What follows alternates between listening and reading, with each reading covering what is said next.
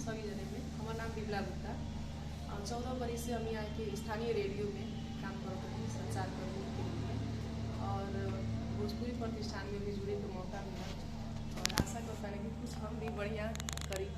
प्रतिष्ठान से जुड़ के भोजपुरी खातिर सीधा लगा। नमस्कार, प्रणाम। हमार नाम अशोक कुमार कुशवाहा। भोजपुरी भाषा पर हमने के कुछ दिन से लागल बने सन काम कर रहा बने सन। उपरे इति में सुनंदन जी से भी मुलाकात आज उठे के सौभाग्य प्राप्त हुई। यहाँ वीरगंज में तीन चार गो संस्था बटे जैसे हम जुड़ल बनी, और वो भोजपुरी प्रति जौन हो सकला वो करे के प्रयास करेंगे सब। एगो अपन वीरगंज ऑनलाइन पेज बटे, ओकरा मार्फत हम शुरुआत पहले रही। ओकरा बाद धीरे धीरे नेपाल भोजपुरी समाज के साथ हम जुड़ने, और अभी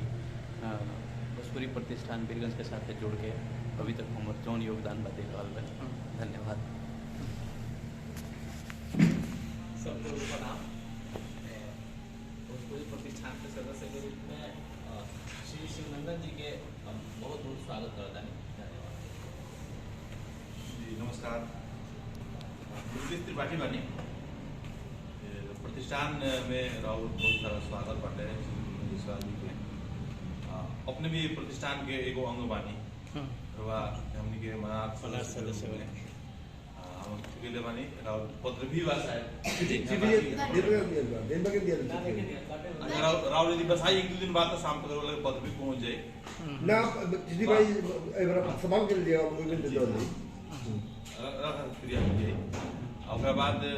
आवे वाला समय में बोर्ड में भी रुका गए जावल जाएगा सब कुछ हमनी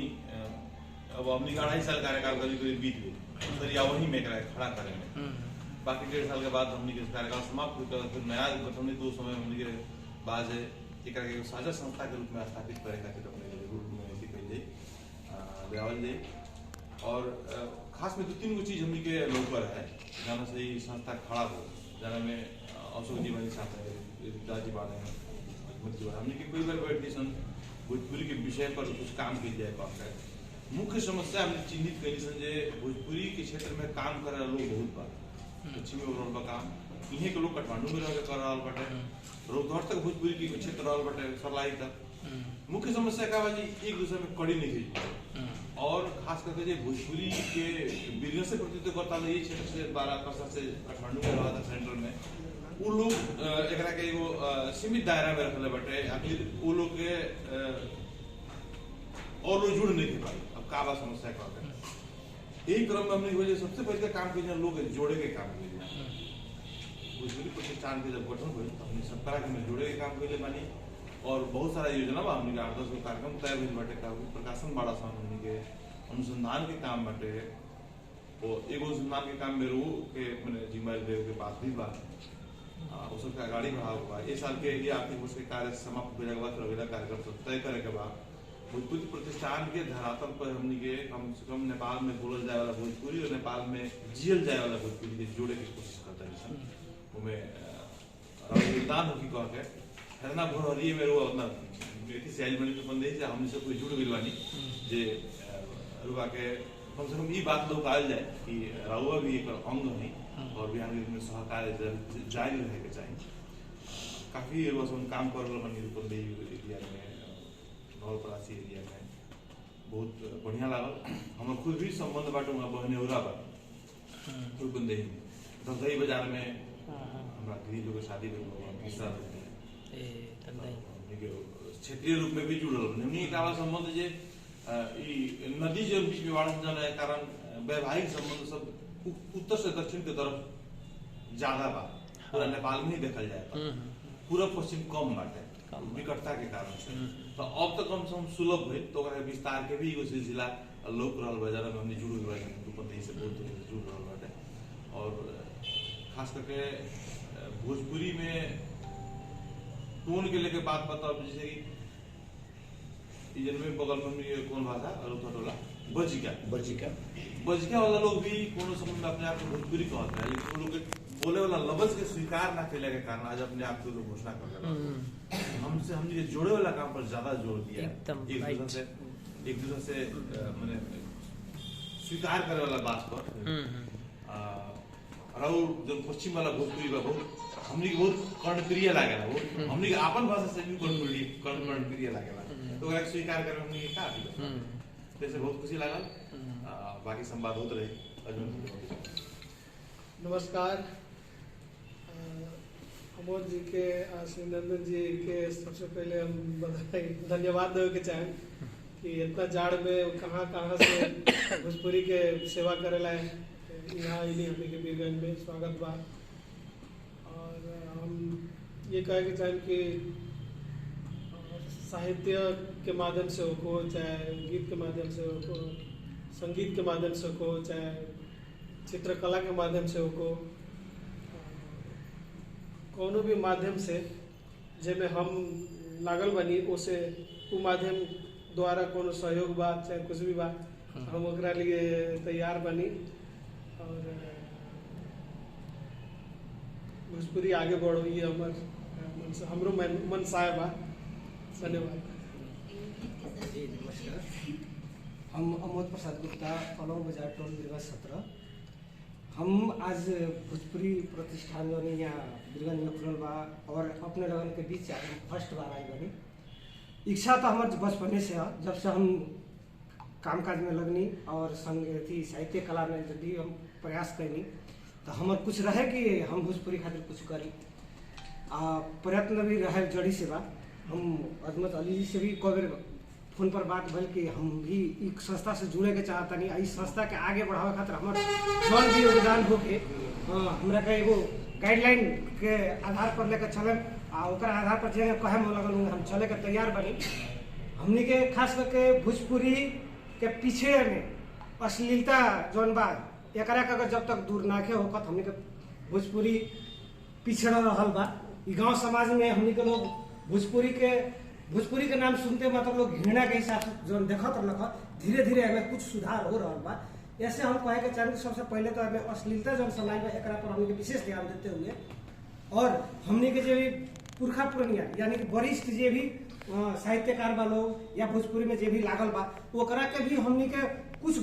हद तक भुला दल बनी सर। हमनी के उ लोग के याद नहीं सब करे के चाह उ लोग के भी बुला के नया पीढ़ी के भी जोड़ के सबके एक साथ लेके अगर चला जाता तो हमनी के भोजपुरी के जो उत्थान और प्रगति होके के चाहिए एमें बहुत ज्यादा सुधार लौके वाला हमारा लौकत अटे। ये कह हम दो लाइन दू शब्द रखते हुए अपन छूटे के चाहे। जी नमस्कार। हमारे पर आए तो हमरो नमस्कार सब के। सबसे पहले शिवनंदन बाबू के बहुत स्वागत भोजपुरी प्रतिष्ठान में। भोजपुरी माटी से जुड़ल भोजपुरी भाषा से जुड़ल आदमी के मतलब हौसला देवल हम कर्तव्य बाटे। पश्चिम के जो जगह बाड़े सन जैसे जैसे बंदेही भइल जैसे नलपरासी भइल सब जिला बाड़े सन तर में कुछ साहित्यिक भावना बहुत पहले से बा। एक्चुअली हम साहित्य में जो इंटरेस्ट भइल हमरा कोनो भाषा के ओकर मुख्य कारण रहे पश्चिम ही के भवानी भिक्षु। हमारा पहले भवानी भिक्षु से भेंट हो जाए। हम मैट्रिक में पढ़त नहीं थे कथा को पढ़ नहीं त्यो फेरी फरकला हमारा साहित्यकार हो गया के मेन कारण हुए कथा रहे क्या तो वैसे कथा नाम पढ़ले बने आए कोई हमारा कोनो भाषा मिलल बाबी तो संजोग से हम जाके भेंट कर ले रही भवानी भिक्षु से काठमांडू में प्रत्यक्ष भेंट भइल बा। प्रत्यक्ष भेंट भइल बा उनके बारे में सबसे बड़का भारी लिख के 3 किस्ता में प्रतीक में छपाई बटे वो जन भेंट भइल हमारा बारे में जन बात तो वहाँ से हमारा मिलल का शिक्षा एगो जितो नहीं लिखे के बाद तो अपना भाषा में लिखल होगा। नेपाली में बहुत लोग लिखे बा, इंग्लिश में बहुत कोई लिखे बा, माने अपना अपना भाषा में जो बटे वो लिखे लोग नहीं खे कोई माई बाप नहीं कहते तो अपना भाषा में लिखल तो एक्चुअली कहल जाओ तो साहित्यिक माने एगो जोड़न होला जोड़न डालल हमरा में भवानी भिक्षु के ही हो। अब तब से हम पहले नेपाली में लिखत रही काठमांडू में नेपाली में लिखत रही सब पत्रिका में काठमांडू के सभी पत्रिका में लेख छपा गई कथा छपाई गई सब माने ओकरा बाद में हम भोजपुरी यदि नेपाली सफा लिखल छोड़ देनी यार सफा तब से भोजपुरी हम लगे तो पहले से 36 साल में हमार विदा गली खंड का निकल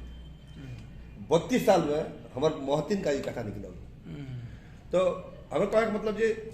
पश्चिमी लोग के जन जन काहे भवानी भिक्षु के जन अपना पढ़ल में पढ़ल बानी जन तो लोग शिवेंद्र बाबू पढ़ल में पढ़ल में पढ़ले बानी भवानी भिक्षु कहे तो भवानी भिक्षु को हम लाइन लाइन पढ़ल बानी सभी चीज हर पढ़ले चीज बानी। कथा कक्षा 11 में रहल पहले हाँ जीवन के जितना भी लिखल बा सब पढ़ल बानी हम जानते नहीं जे ऐसा लेखक ना नेपाल में कोई भई बहुत उत्कृष्ट आना कहियो कोई होई फिर दोबारा कोई भले कहलो नेपाली हम बहुत नेपाली हैं हाँ हाँ उन गैर नेपाली भाषी होते हुए भी जो नेपाली भाषा में निकला पड़ा है त्यो फेरि फरकला मैया साहब सावित्री को बाखरो हार जीत है मेरो सानो साथी मेरे सानो साथी ये सब कथा ना फिर नेपाल में कोई लिखी या ना लिखला बात करो कोई पढ़िया हो के हाँ हाँ सही है माने उनका भाई का इज्जत हुई नेपाल में कृषक ने नेपाल में उतना बड़का नेपाली राइटर के माध्यमिक काल नेपाली इतिहास पढ़ल जाओ नेपाली भाषा के इतिहास पढ़ल जाओ अगर तब माध्यमिक काल के एक आदमी हीरो लोग का नाम रहा भवानी भिक्षु क्या भवानी भिक्षु से पहले वाला जो पीढ़ी जो रहा है जैसे गुप्त साहब मैराली जैसे बीपी कोइराला जैसे गवाली सूर्य प्रसाद गवाली ये सब जे ये लोग रिटायर हो जाए कौन काम दूसरा काम में लगी जाए तो वो काल में अकेला वो नेपाली के कान पर उठावे वाला आदमी के नाम रहा भवानी भिक्षु जब जनक के कोई महत्व ना भइल कोई वैल्यू ना भइल नेपाल में आज तक ऐसा बहुत काफी प्रभावित भइल या वो कारण से हम भोजपुरी साहित्य में लगली तो भोजपुरी साहित्य में लगला है कारण से कुछ दिन एकेडमी में हम एकेडमिशियन नहीं हुआ 4 वर्ष ये कार्यकाल हम हो पहले बने पूरा उसके बाद में संयोग से यहाँ भी गए जब ऐसा कॉन्सेप्ट ये लोग बनल आ जब एगो एन बना के जब स्थापना भइल में हमारा कल बोले आदरपूर्वक लोग अध्यक्ष बना दिलक लोग एक खतर भी बहुत हम खुशी महसूस करते हैं अब हमने जौन काम करके बैठे जौन बाटे तनी हमने योजना बना रहा बैठे हम उन से काम कर रहा बैठे माने हम हमार टीम जौन गए रहे जिला में हमने 7 जिला में घूमनी सब रोहतहट में भी गई सब हमने परसा में भी गई सब 12 में भी गई सब उसके बाद नवलपरासी में भी गई सब हमने रूपंदेही में भी गई सब माने जौन देखने से एक्टिविटी हम वहाँ काम जौन एगो होला ने एगो जागरण मन में जागरण जौन देखनी है हमरा बहुत खुशी हुई अब की के हमरा बहुत डर लगा तो जी अब की के जनगणना में हो सकता है जो भोजपुरी तीसरा स्थान पर से चौथा स्थान पर चल जाए आप थारू भाषा तीसरा स्थान पर चला गया हमारा डर रही बात है माने जब आपकी हम गई तो देखने से का रोहताहट में जब 0.5% रहे तो 3.something% हो गई अब की फिर कुछ बढ़ी माने रूपंदेही में जब घटल रहे वो अब की पूरी बढ़ी का डायलॉग करनी हुआ शिवेंद्र बाबू के सामने का डायलॉग हो गई हम लोग से पूछा नहीं लोग हमारे से क्वेश्चन कर लो जितना हमने क्या क्वेश्चन तो हमने अपन भाषा छोड़ दी सब हमने अवधि भाषा हमने सुनी नाव मधरी भाषा के जो हई भाषा और भाषा ये बताइए हम भी साहिल बनी हम बोलो दिन तो भाषा बोलो बुझता नहीं आता हाँ हम बोले आज बोलो बोलते हैं तो हम बुझता नहीं ये भाषा क्या छोड़ दो लग रहा क्या हम तो अपने से भोजपुरी बोलता नहीं रघुआ जब बोलता नहीं मानने की जरूरत अवधि बोलते हैं तो हम तो बुझता नहीं पूरा हम बोलते हैं तो अनुरूप बुझते नहीं पूरा तो भाषा के नाव कहे धर जाओ नाव सवाल जाता भाषा के जो राजनीति नेपाल में हो रहा है का भाई बात स्थान कौन जगह पर पहुंचल बा भाषा संख्या कितना बा तो तीसरा में बाटे भोजपुरी अब की डर बा आपकी हैंग हो ख्याल बाटे आज 12वां पर का अवधि खाली नाम रोध होते हम तो 14वां स्थान पर चल रहे हैं आप भोजपुरी 4था स्थान पर चल जाइए कैसे फायदा का ये नहीं किया तो सब कोई कहलक जे ना हमने भोजपुरी लिखा पूरा सब कोई कहलक भोजपुरी लिखा हम घट जाम सब आज घट जाम ये जाम ऐसे ऐसा कर समझ में भाषा में राजनीति हो रहा देखी भाषा में जबकि जनगणना में बात एकदम सत्ता राजनीति हो रहा कहे जब से संघीयता लिखा नेपाल में तब से सब कोई अपना अपना भाषा प्रति जागरूक भर के गौरी डाटा बताते हैं बहुत आश्चर्यजनक है 2038 के जनगणना में नेपाल में जमा 90 को भाषा रहे नेपाल के जमा भाषा संख्या मतलब 90 को रहे 68 में वो भाषा 1 से 25 गो हो गए 10 वर्ष के 20 वर्ष के भीतर में। हमें कहा मतलब जो भाषा कोई भी पैदा हो रहा नया पैदा हो रहा तो भाषा पैदा होकर बस सदियों लग रहा बरसों वर्ष लग रहा है। एक दिन में भाषा ना पैदा हो रहा कोई भाषा भाई भोजपुरी भाई हिंदी भाई नेपाली भाई कोई भाषा पैदा होकर में एक दिन 2 दिन में ना वाला बहुत लंबा टाइम लगला। तो ये कौन चीज भाई 1 से 25 गो जैसे आठलाई भाषा बा 8 भाषा नेपाल में भाई जमा 8 गो गाँव मोड़ लगा मैंने राष्ट्र भाषा नेपाल में क्या तो 1 से 25 वो भाषा ना होगा 3 घरे भाषा भाई 3 घर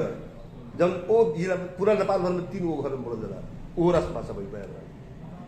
तो का भाई भाषा में राजनीति होते जो हमनियों पहचान कहीं मिलो हमनियों कहीं जोड़ मिलो है कि ना एक कारण से का भाई बा जैसे बजिका रोलो बजिका कथी हुआ रुआ बाटी कहते नहीं का रुआ गोइल बाटी कहला गोइल छी इतना फर्क बा तो छी बाटी में भौसे चल गई कैसे एक दूसर का भाषा का बा दूसर का भाषा हम लोग की भी बहुत बड़का भाई चल फिर का यह बात डाल गए थारू भाषा अलग जबकि थारू भाषा अलग हो ही नहीं कर सकता का है तो ये मान लीजिए हम लोग भाषा बोलते नहीं तो हम भाषा मॉरिशस में भी बोल जाता वह भाषा बोल देता वह भाषा इंडिया में बोल देता वह भाषा में जहां भी बोल जाता वह भाषा बोल देता यानी जातिगत अनुसार से भाषा बाबा जी की भाषा एगो अलगे बटे चमार के भाषा एगो अलगे बटे दूसरा का भाषा एगो अलगे बटे इसमें बात नहीं है जो हम बोलते हैं तो सभी जात बोलता है जातिगत भाषा नहीं है ऐसे थारू जात भाषा ना हम चैलेंज कर नहीं में जब ठीक है भाषा मान लेते हम थारू के कब माना जाओ तो जब कंचनपुर का थारू जो भाषा बोलता था तो सब तरीके थारू पूछ जाओ कि ना जो परसा जगह थारू बोलता थे तो मोरों के थारू पूछ जाओ कही जाओ कम्युनिकेट करो तब नहीं को भाषा माना जाएगी नहीं तो वो अलगे हो गई वो अलगे हो गई वो अलगे हो गई मतलब भाषा क्या नहीं बोलती एक भाषा क्या नहीं बोली तो ये कारण से जो बटे हमने बहुत सजगता भइल हमने किया कि जनगणना में जब कोई नहीं समझ तो कोई नहीं समझते हमरा देखे में लोकल का आपकी जना आपकी भी हमने भाषा च्युत ना हुई हमने भाषा कायम रही वर्ष का कहीं हो सकता है दूसरा का भाषा भी आ सकता हमने की बहुत भाषा का है तो सबसे बड़का प्लस हमने का होगा रूपंदेही में बड़ा हमरा जहाँ तक बाजी सुरेंद्र बाबू को बहुत प्रयास हम देखे नहीं हुआ सुरेंद्र बाबू ना 5-6 गो वहाँ बहुत उत्साही नौजवान लोग बाटे वो लोग देखने में काम एकदम कमाल कर रहा सपा एकदम ऐसा 50 छपवा के मैंने 5,000 50 छपवा के माइकिंग करवा के हमने तो प्रतिष्ठान बटा हमने इतना कोई नहीं होता जितना ई लोग कोई जब साइकिल पर घूम के गाँव घूम के जा के खो के लोग गोड़क लोग के पीछे जाके देखवा के पूछवा के कथी लिखना हो पूरी फार्म चेक कइल जा फार्म चेक कइल जाता के बीच में चढ़ के ऐसा का होता हमरा का वो प्लस हो रहा सब हमने के ऐसे पहले जनगणना में उतना प्लस ना रहल अब की के जनगणना में उस सब प्लस हो रहा बा एकर बहुत बड़का श्रेय शिवनंदन बाबू के मिले के चाहिए भगवान करो जब रिजल्ट का होता देखल जाओ रिजल्ट अनुसार से देंगे करिए और बाकी जितना रुआ बतौनी है बात बहुत उपयोगी बतौनी है बहुत लाभकारी बतौनी है भोजपुरी के बारे में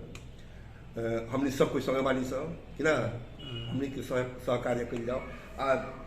नीतीश बाबू जी कह रहे हैं जोड़ल जाओ एक जोड़ के ना सकता नहीं समझी तो जोड़ने से स्टैंड हुई अलग के बैठे अब बताइए थारू भाषा का महत्व लोग है बजिका भाषा का महत्व लोग है जबकि ये तीनों भाषा भोजपुरी हुए तीनों भाषा भोजपुरी मिल गए तो तुरंत दूसरा का भाषा बोले मिल तो हमने के दूसरा का भाषा ना हो एक कारण से सब राजनीति में तो जोड़ दी परसेंटेज जोड़ ली तीनों के तीनों परसेंटेज जोड़ ली कुछ रचना हमारे में कहे के चाहे तो बहुत खुशी लागल बहुत बहुत स्वागत बा और उत्साह बनल हो यही तरह भोजपुर की काम करत रही हमनी से जौन सहयोग हुई तो हम दी भी आ ली भी सहयोग हमने से ली भी